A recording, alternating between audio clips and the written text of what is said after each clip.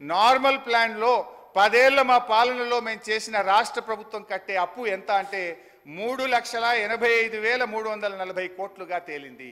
కానీ మీరు తిమ్మిని బమ్మి చేసి వాస్తవాలను వక్రీకరించి 7 లక్షల కోట్ల అప్పు చేసిందని చెప్పి ప్రజల దృష్టిలో మీరు తెస్తా ఉన్నారు అధ్యక్ష. ఇన్ఫ్యాక్ట్ ఇక్కడ ఇంకొక విషయం కూడా చెప్పాలి అధ్యక్ష. అప్పులు ఎడాపెడా చేశామని, ఎక్కడ దొరికితే అక్కడ తెచ్చామని చేశారు.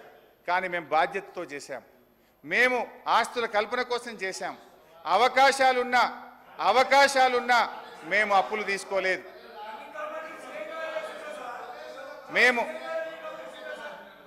మేము సార్ వద్దు, మీరు ఆగండి.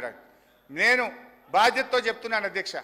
కేంద్ర ప్రభుత్వము మీరు విద్యుత్ సంస్కరణలు చేయండి, 5 ఏళ్ల పాటు ఏటా 0.5% FRBM అదనంగా ఇస్తామన్నారు. అంటే 30,000 కోట్లు తెచ్చుకునే అవకాశం ఉంది. మన పక్కన కాంగ్రెస్ అధికారంలో ఉన్న కర్ణాటకలో విద్యుత్ సంస్కరణ అమలు చేశారు, ఆంధ్రప్రదేశ్లో చేశారు. దేశంలో అనేక రాష్ట్రాల్లో విద్యుత్ సంస్కరణలు అమలు చేసి వాళ్ళు 30,000 కోట్లు తెచ్చుకున్నారు. ఇదే సభలో సభానాయకుడిగా ఉన్న కేసీఆర్ గారు నా గొంతులో ప్రాణముండంగా విద్యుత్ సంస్కరణలు అమలు చేయను, ఆ 30,000 కోట్లు మాకు అవసరం లేదు, ఒక పని తక్కువ చేసుకున్నా సరే విద్యుత్ సంస్థలను ప్రైవేట్ పరం చేయము, మీటర్లు పెట్టము అని సభానాయకుడిగా చెప్పారు. నిజంగా అప్పు పుడితే మేము తెచ్చుకోవచ్చు అనుకుంటే ఆ 30,000 కోట్లు తెచ్చుకొని ఉండేవాళ్ళం కదా. మేము ఆ రోజు ఆ అవకాశం ఉన్నా కూడా దాన్ని వినియోగించుకోలేదంటే మా బాధ్యత ఈ రాష్ట్రం పట్ల, భవిష్యత్ తరాల పట్ల ఎంత బాధ్యతాయుతంగా వ్యవహరించామో కూడా ఒకసారి గుర్తు తెచ్చుకోవాలి. అధ్యక్ష హరీష్ రావు గారు 1 మినిట్. సభ ఒకవేళ 1 అవర్ ఉంటే ఇండియన్ నేషనల్ కాంగ్రెస్కు సంబంధించిన వాళ్ళు 65 మంది ఉన్నారు, 32 నిమిషాలు మాట్లాడాలి. 2 గంటలు నడిస్తే 65 నిమిషాలు మాట్లాడాలి. 3 గంటలు నడిస్తే 97 నిమిషాలు మాట్లాడాలి. బీఆర్ఎస్కు సంబంధించిన వాళ్ళు 38 మంది ఉన్నారు కాబట్టి 1 అవర్ నడిస్తే 19 నిమిషాలు మాట్లాడాలి. 2 అవర్స్ నడిస్తే 38 మినిట్స్ మాట్లాడాలి. 3 అవర్స్ నడిస్తే 57 మినిట్స్ మాట్లాడాలి. బీజేపీకి సంబంధించిన 8 మంది ఉన్నారు కాబట్టి 1 అవర్ నడిస్తే 4 నిమిషాలు, 2 అవర్స్ నడిస్తే 8 నిమిషాలు, 3 అవర్స్ నడిస్తే 12 నిమిషాలు. ఎంఐఎంకు సంబంధించిన 7 మెంబర్లు ఉన్నారు కాబట్టి 1 అవర్ నడిస్తే 4 నిమిషాలు, 2 అవర్స్ నడిస్తే 7 నిమిషాలు, 3 అవర్స్ నడిస్తే 11 నిమిషాలు. సిపిఐకి సంబంధించిన 1 మెంబర్ ఉన్నాడు కాబట్టి గంట నడిస్తే 1 నిమిషము, 2 గంటలు నడిస్తే 2 నిమిషాలు, 3 గంటలు నడిస్తే 3 నిమిషాలు. ఇది ఒరిజినల్గా సభ ముందున్న సమయం ఇది.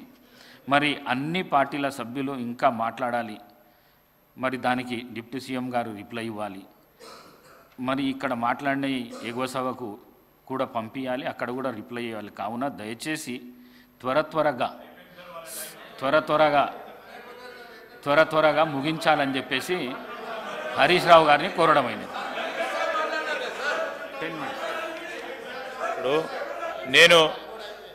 ఇప్పుడు మీరు చెప్పిన సూచన మేరకు భయపడేది లేదా, హౌస్ నడిపియాలా, ఏం మాట్లాడుతున్నారు? భయపడేది ఉంటే మేము సభను డెమోక్రటిక్గా నడిపియాలనే ఉద్దేశం మా ముఖ్యమంత్రి గారిది, మా ప్రభుత్వాన్ని స్పష్టంగా చెప్తా ఉన్నాం. ఎన్ని గంటలైనా మాట్లాడటానికి మేము సిద్ధంగా ఉన్నాం. కానీ సభా సమయాన్ని దృష్టిలో పెట్టుకొని, ఎందుకంటే వారు కూడా చెప్పారు ఇంతకుముందు, మేము 10 సంవత్సరాలు ఇక్కడ కూడా కూర్చున్నాం మాకు తెలుసు అని, వారి అనుభవాన్ని కూడా దృష్టిలో పెట్టుకొని వారు ఇప్పటి వరకు గంట సేపు మాట్లాడారు అధ్యక్ష. 1 అవర్ 10 o'clock to 11, 60 నిమిషాలు పూర్తి స్థాయిలో సమయమైంది.